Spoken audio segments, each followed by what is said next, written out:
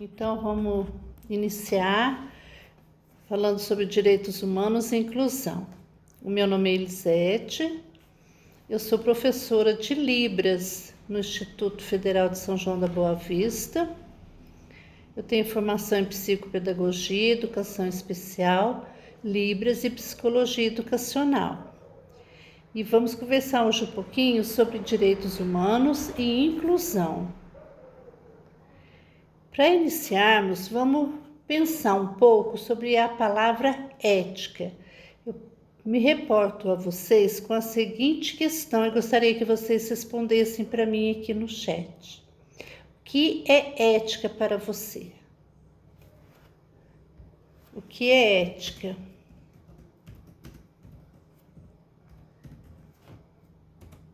Será que eles estão nos ouvindo? Então, sim. Estou te ouvindo normal, pode ir tranquilo. Então dá para ouvir? Então a questão eu gostaria que vocês fossem postando depois para mim as respostas, né? Mas a questão ética, ela diz respeito à realidade humana, à construção histórica e social das relações coletivas dos seres humanos na sociedade onde nascem e vivem. A ética, ela representa valores do comportamento humano que atuam para o bem do indivíduo, da sociedade, como a moral, a justiça, a transparência, a retidão, entre outros valores que mostram uma boa conduta social. Em filosofia, ética significa o que é bom para o indivíduo e para a sociedade. Então, nesse ponto, eu quero chamar a atenção de vocês para a seguinte questão: a história e como foram sendo construídos as terminologias, principalmente nesse momento falando das pessoas com deficiência. Então, quando eu olho para esse contexto das terminologias que vieram se sucedendo ao longo dos tempos, vou dar um exemplo aqui da pessoa surda. Surdo foi chamado de surdinho, mudinho, surdo-mudo, débil mental, retardado, incapacitado e etc. e tal. Então, neste contexto social, pela evolução dos tempos, as questões éticas, porque toda ação gera uma reação, né? Então, essas transformações também de ideologias, de maneiras de pontuar e de pensar, foram tendo muita relevância ao longo da história. A questão ética e moral, ética, ela é a parte da filosofia que se ocupa com a reflexão. Enquanto a moral, ela é um conjunto das regras, normas, princípios e preceitos, costumes, valores admitidos em determinada época que norteiam o comportamento do indivíduo no seu grupo social. Então, vocês podem traçar um paralelo e perceber que aqui, à medida que a história da humanidade vai avançando, principalmente com as evoluções, a revolução industrial e etc e tal, que vai trazendo um novo perfil e uma nova exigência social, então os valores também vão sendo modificados, vai havendo reflexão. Nessa questão ética aqui, quando você para pensar no outro, para conhecer, para explicar, para compreender, para justificar e também para criticar. Então, quando você faz essa reflexão, você consegue ter empatia.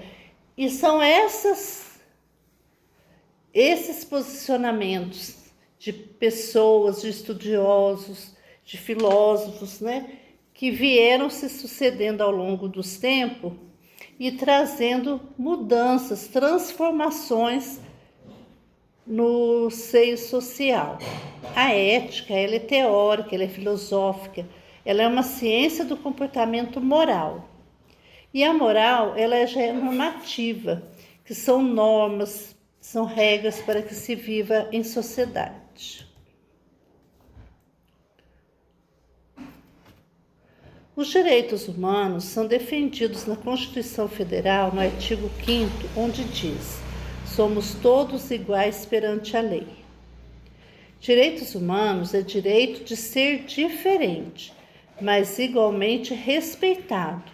Então não importa a diferença, mas você tem o direito de ser diferente, tanto fisicamente, como ter um posicionamento, um pensamento, ou fazer parte de grupos de etnias diferentes, mas você tem o direito também de ser respeitado. Nessa questão dos direitos humanos, é muito interessante aqui, quando eu falo da pessoa surda, eu estou me reportando mais à questão da pessoa surda, que é onde o meu foco de estudo. Mas a pessoa surda, quando eu falo da pessoa surda, eu não falo da pessoa surda enquanto deficiente, mas como diferente. A pessoa que faz uso de um meio de comunicação diferente. Ou seja, nós, enquanto ouvintes, fazemos uso da língua portuguesa, oral, auditiva e escrita. E os surdos fazem uso da língua brasileira de sinais, que é uma língua espaço-visual.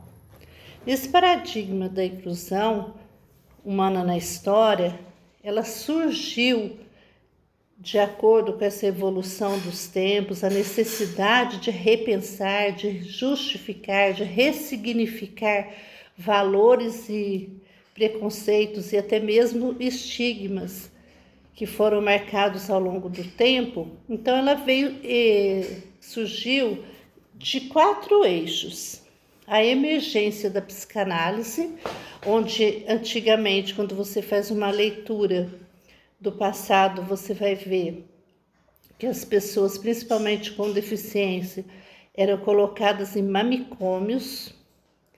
A luta pelos direitos humanos, de uma pedagogia institucional e um movimento de desinstitucionalização manicomial ou antipsiquiatria, que aqui eu sugiro para vocês, quem tiver oportunidade de ler o filme, ver o filme E Seu Nome é Jonas, vai poder observar que no início do filme, Jonas, ele é tratado em um hospital psiquiátrico, num manicômio, como louco, como um menino com problemas mentais. E, na verdade, ele fica internado por algum tempo lá, sem nenhum êxito, até que se descobre que ele simplesmente era surdo e não apresentava nenhum problema mental. Então é um filme muito interessante, que vale a pena vocês verem, para entender um pouquinho melhor assim, a história, olhar para Jonas, mas também apenas como um exemplo, um modelo que serve para a gente repensar as deficiências de maneira geral. Os direitos humanos são também direitos políticos. De 1964 a 1968, no meio universitário e fora dele, havia uma luta no mundo, todos aplicados a todas as pessoas, independentemente de raça, etnia, religião, situação financeira e etc. Em 1948, estou fazendo uma retrospectiva aqui para vocês dessas lutas, tá? Em 1948, a luta pela Declaração de Direitos Humanos, ela retrata o papel estratégico da educação de exclusão, integração, sala especial e estigmas, Então, aqui é muito importante, quando eu olho para este contexto de exclusão e inclusão, neste contexto de exclusão, as pessoas com deficiência, as pessoas que apresentavam qualquer tipo de diversidade, elas eram atendidas em salas especiais, dentro da própria escola, como se você tivesse, por exemplo, um grupo de 40 crianças, tivesse ali dentro daquele contexto da escola, 10, 15 crianças que apresentassem qualquer diversidade ou qualquer distúrbio de conduta, de comportamento, dificuldade de aprendizagem, então eram colocadas em salas especiais. Nesse processo hoje, que nos reportamos a ele como exclusão, por quê? Porque no contexto de inclusão, a escola ela se prepara para atender as crianças com deficiências, com distúrbio de comportamento, de altas habilidades, etc. e tal. E neste contexto de exclusão, o aluno, independente da sua deficiência ou da sua diferença, ele tinha que se adequar à escola. De 1960 a 1970, os movimentos de desinstitucionalização manicomial. Então, aqui eu falo para vocês do filme Seu Nome é Jonas, porque o mundo atual ele impõe uma sociedade global, com uma ideologia capitalista, onde há um mundo de excluídos. Quando eu falo dos excluídos, eu não estou me referindo apenas ao surdo, ao cego, ao deficiente físico, de altas habilidades, mas eu estou falando das diferenças de maneira geral, que também aqui pode estar incluindo etnia, religião, classe social, por vivemos nessa sociedade capitalista. Então, a gente tem um mundo de excluídos.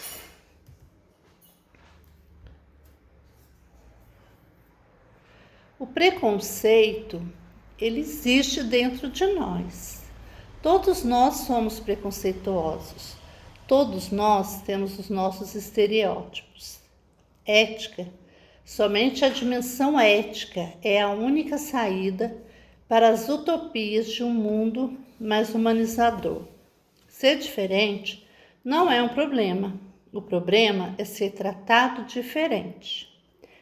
Diga não à discriminação. Aqui é interessante que vocês façam um teste que está disponível na internet. Depois até posso estar enviando o link para vocês pelo AVA. Teste o seu poder de inclusão, que você faz uma reflexão desse posicionamento, né, dessa personalidade, se você tem uma personalidade que exclui ou uma personalidade que acolhe, que aceita o outro de maneira de igual para igual.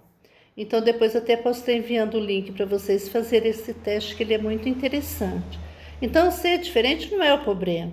O problema é ser tratado diferente, independente de ser deficiente ou não, independente de fazer parte de uma outra etnia, de uma outra religião, de grupos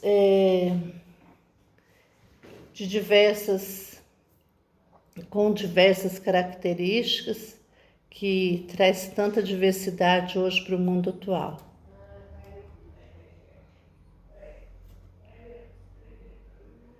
E este tempo, a história, a transformação, as terminologias que vieram se sucedendo, a evolução, as conquistas, tudo isso é muito importante. E quando a gente estuda a questão, principalmente da inclusão, dos direitos iguais, a gente percebe que excluir, segregar dentro de salas específicas, eu não sei se vocês se lembram, mas teve um movimento no Brasil de exclusão. Eles queriam acabar com a APAE. Então, vocês sabem que a APAE ela é uma instituição assim de grande valor, que conquistou assim, um espaço muito grande,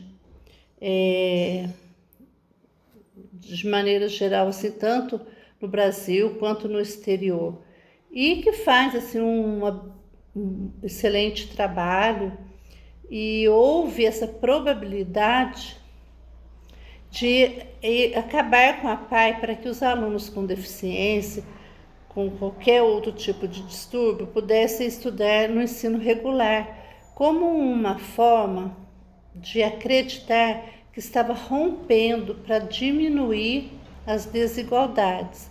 Eles queriam dizer que, enquanto eles estavam na APA, eles estavam sendo excluídos, segregados, e estavam nesse processo de integração.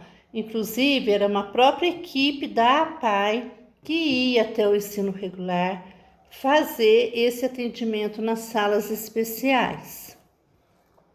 Então, neste processo de inclusão, a gente percebe hoje, não sei se vocês conhecem essa realidade, mas no ensino regular, nós convivemos hoje com os alunos de diversas etnias, religiões, deficiências, muita diversidade dentro das salas de aula, com direito ao atendimento educacional especializado.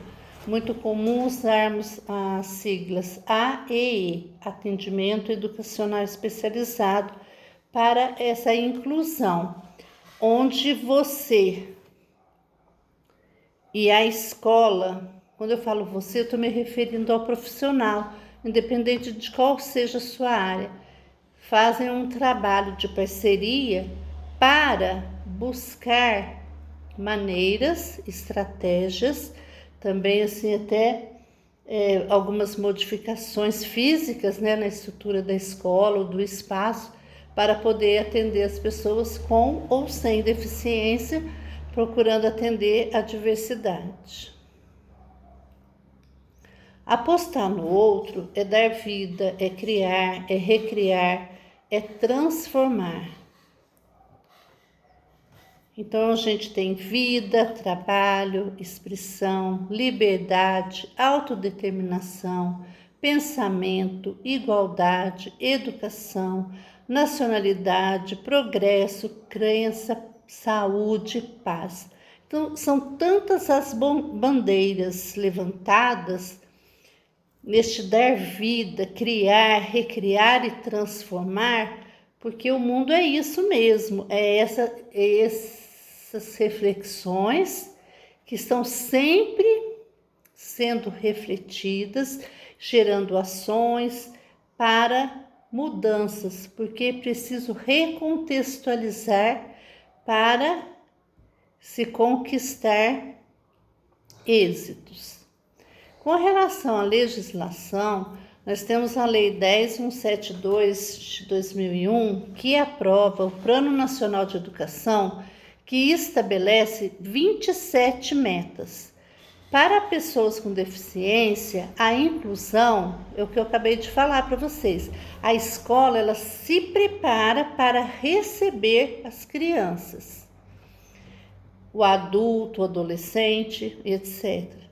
A Lei 8069 de 90, do Estatuto da Criança e do Adolescente, a Lei 9.394/96, que é a Lei de Diretrizes e Base, que vai nortear ações para o ensino-aprendizagem, para que a escola possa se desenvolver com qualidade.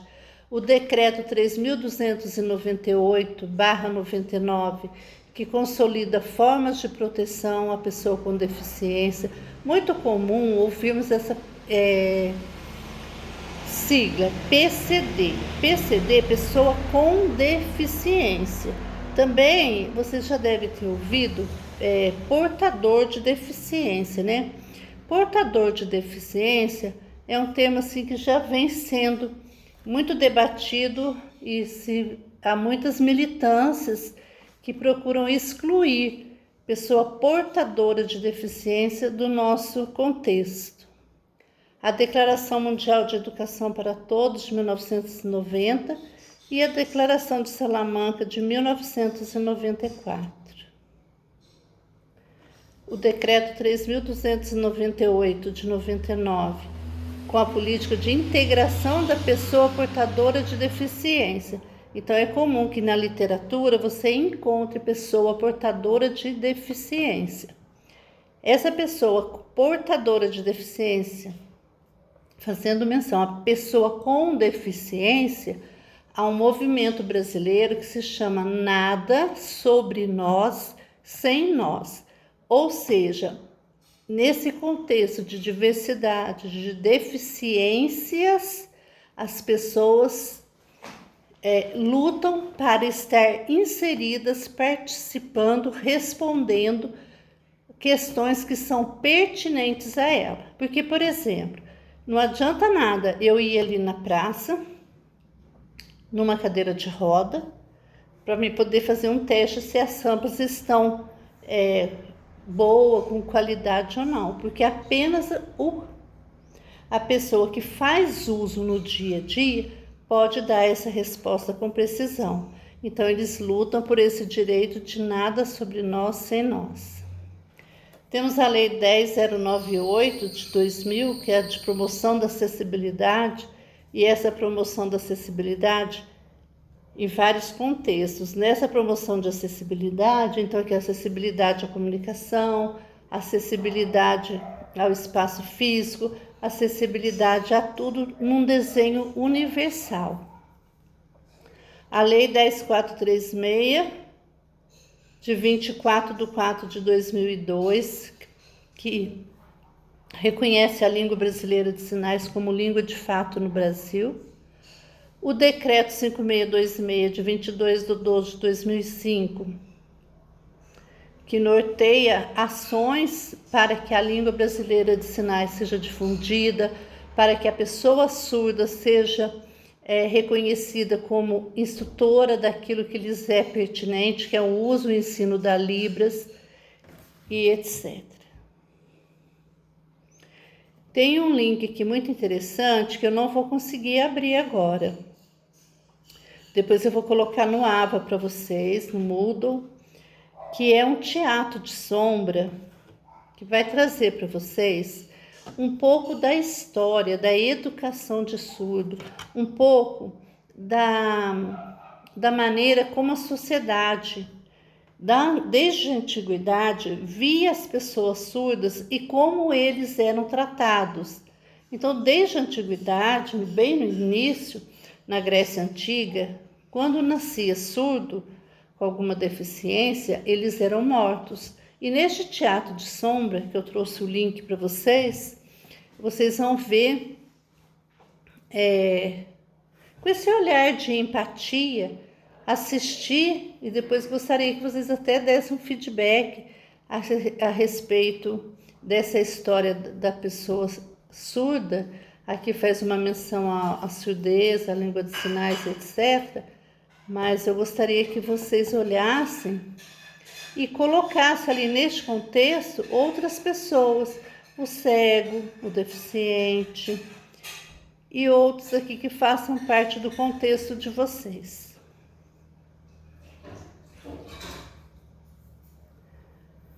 Há uma metáfora para criar um ambiente inclusivo.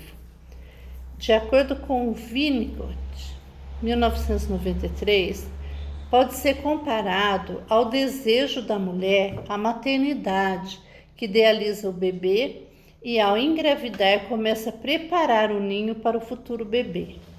Precisamos engravidar de ideias, desejos e utopias.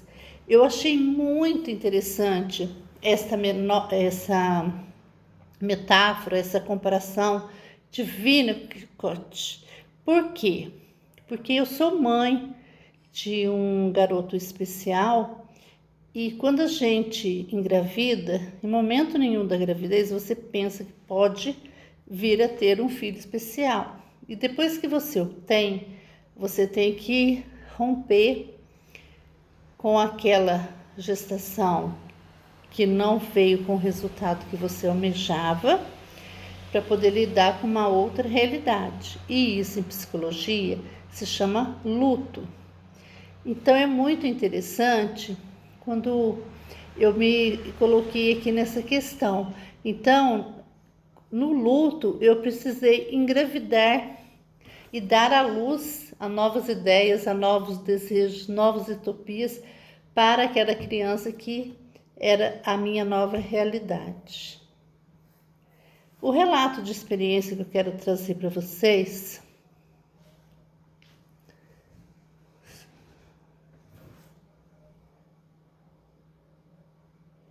Isso mesmo, Ana Carla.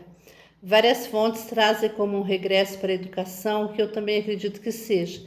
Gostaria de saber o que vocês acham sobre o assunto pelo fato de segregar e separar os alunos, e isso não é inclusão. Ana Carla,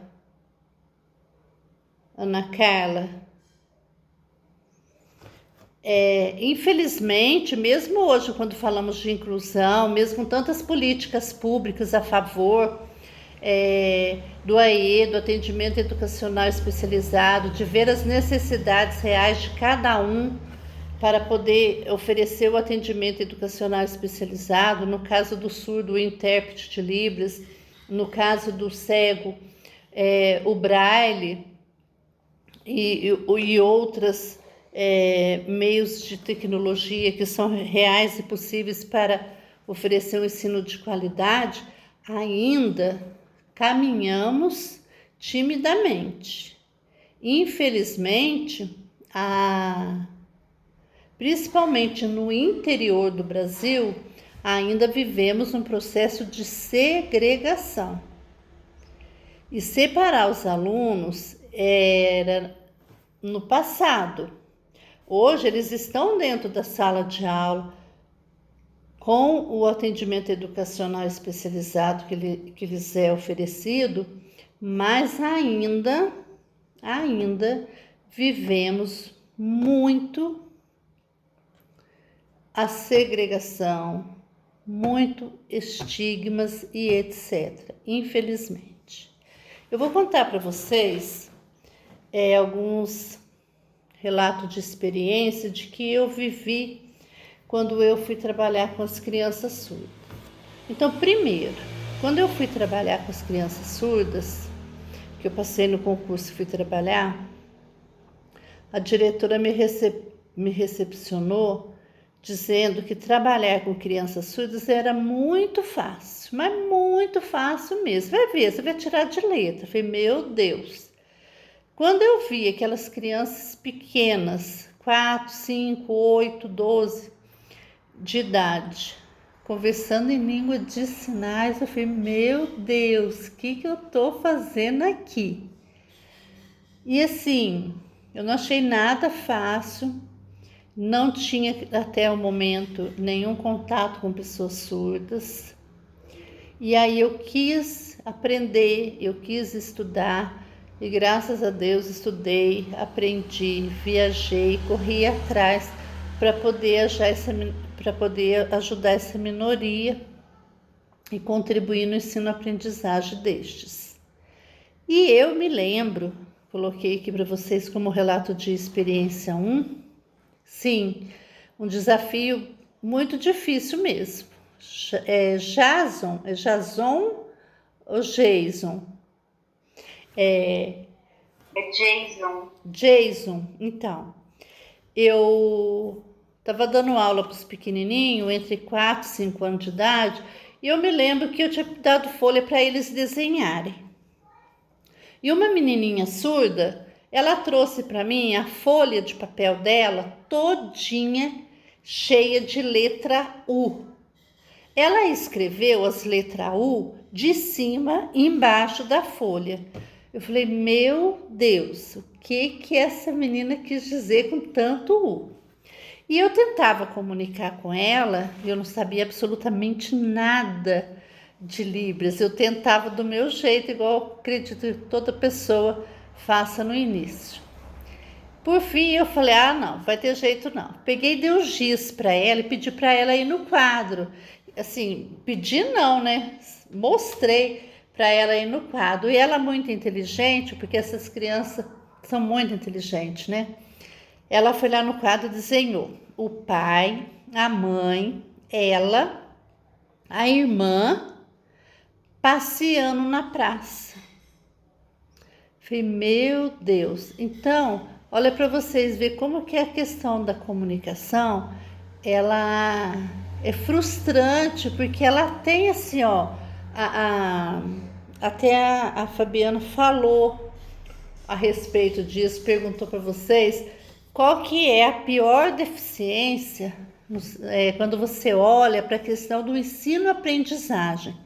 Então, alguns responderam que é cegueira, outros fizeram algumas observações de outras deficiências, mas com relação ao ensino-aprendizagem, principalmente quanto ao desenvolvimento da linguagem, é a surdez, justamente por conta do canal, o ouvido ser o único canal de comunicação com o cérebro.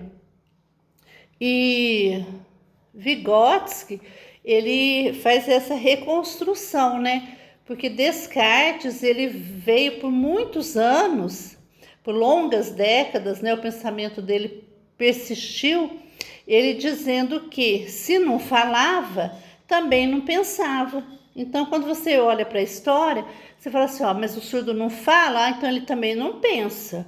Então, ele é retardado mental mesmo. E Vygotsky, com os estudos dele, a formação social da mente, ele vai mostrar para nós que não, que o fato da criança surda ela não falar, não a impede de pensar, de organizar o pensamento, de aprender, mas ela o faz com uma diferença, ela o faz com base na... eu tive uma queda. Tive uma queda aqui de coisa, de energia, de repente. Então, que a gente tá tudo bem. Tá. Saiu. E aí, o que acontece? Então, para poder aprender a falar, desenvolver a linguagem, o surdo ele precisa apenas que seja ali oferecido a língua brasileira de sinais como primeira língua. E vai aprender tudo que uma criança normal, que nós aprendemos também, a partir da língua de sinais.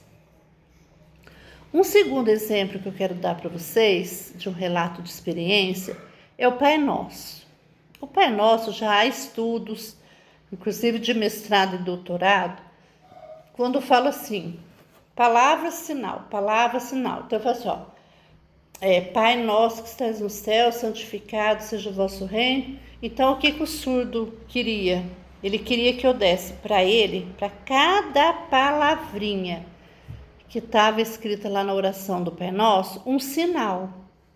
E quando eu faço a tradução e interpretação de um texto, que seja uma oração, seja uma poesia, qualquer coisa que seja, eu não faço a tradução palavra, sinal, mas do conteúdo semântico, da mensagem em si. Então, só para complementar aqui, vou fazer um paralelo com a minha cunhada, quando ela foi para os Estados Unidos, ela me conta que ela tinha aprendido pouco inglês para poder comunicar com as patroas dela lá. Então, ela tentava, com um pouquinho do inglês que ela sabia, colocar palavra de inglês e ficar traduzindo em português. E aquilo não dava para a patroa o significado preciso do que ela estava querendo dizer. Muitas vezes ela era assim totalmente interpretada de maneira errada, porque ela estava tentando fazer uma tradução que não era a correta e que nem fazia, que não estava assim, no contexto de uso diário, né? Vamos dizer assim. E este aluno também ficou querendo que eu desse para ele palavra, sinal, palavra, sinal, palavra, sinal. Por um momento, quando eu estou ensinando para ele português, trabalhando português e libras paralelamente, eu até consigo fazer este trabalho, mas no contexto geral, palavra, sinal, eu estou dando a Libras característica da língua portuguesa, ou seja, eu estou misturando as regras gramaticais, a semântica, a sintaxe das línguas em contato, o que é um grande erro. E foi muito sofrido para este aluno aprender o Pai Nosso, porque ele não conseguia se desapegar do papel. Aí, com muita insistência, muita persistência, ele foi treinando, e no final do ano ele se libertou daquele papel e conseguiu absorver essa oração do Pai Nosso.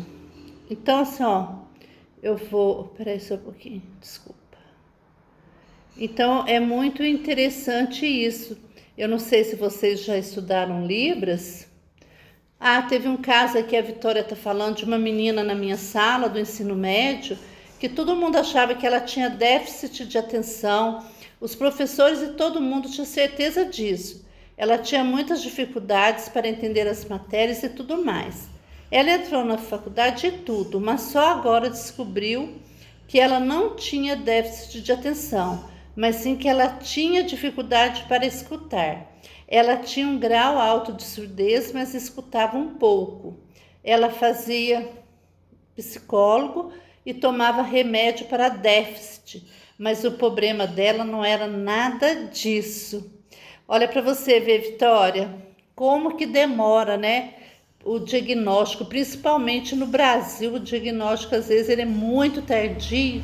Quando ele não é tardio, ele pode vir assim com equívocos, que é o que eu sugeri para vocês verem o filme Seu Nome é Jonas, que vocês vão ver muito isso assim de uma maneira bem gritante. Nessa mesma